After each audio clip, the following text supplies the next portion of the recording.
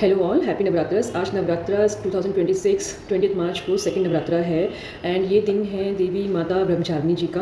ओम देवी ब्रह्मचारिणाय नमः। तो माता ब्रह्मचारिणी की हम बात करें तो जैसे माता शैलपुत्री की बात कर रहे हैं कि माता सती हुई थी पहले, उनके बाद में पार्वती माता थी। तो पार्वती माता जब नारद मुनि जी के कहने पे कि वो कैसे शिव शंकर को पा सकती हैं, तो उन्होंने जो तपस्या की थी 1000 साल तक उन्होंने तपस्या की थी। तो उस फेस को, उस रूप को माता ब्रह्मचारिणी का नाम दिया गया है जब उनकी मैरिज नहीं हुई थी। तो इतने सालों की तपस्या के बाद फाइनली उनको लॉर्ड शिवा मिले थे। तो माता पार्वती की शादी हुई थी शिव शंकर से।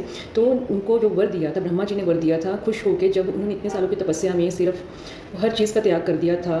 तो ब्रह्मचारिणी का मतलब ही ये है कि ब्रह्म मीन्स तपस्या, चारिणी मीन्स फीमेल फॉलोअर। तो उन्होंने सिर्फ फल पे रह के, फूलों पे रह के ही तपस्या की थी हज़ारों साल तक। उसके बाद वो सिर्फ पत्तों पे रही एंड फिर हवा पे। तो इसी तपस्या से खुश होकर उनको भगवान शिव मिले थे। तो माता ब्रह्मचारिणी यही हमें सिखाती हैं कि पेशेंस, स्पिरिचुअलिटी, नॉलेज, डेडिकेशन। तो माता ब्रह्मचारिणी की पूजा इसलिए की जाती है कि इमोशनल स्टेबिलिटी हमें रहे लाइफ में। स्वादिष्टना जो चक्र होता है वो इमोशनल स्टेबिलिटी के लिए होता है, वो स्टेबल रहे।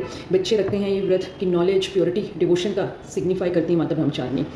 माता ब्रह्मचारिणी का जो रखा जाता है, जो उनको अर्पण किया जाता है, तो उसमें घी आता है जिसको पंचामृत बोला जाता है। आप दूध, दही, हनी और जैगरी, शुगर, उसका मिक्सचर बना के माता को अर्पण कर सकते हैं। खीर आप दे सकते हैं। माता को जैस्मिन के फूल चढ़ाए जाते हैं। उनको ग्रीन कलर बहुत पसंद है।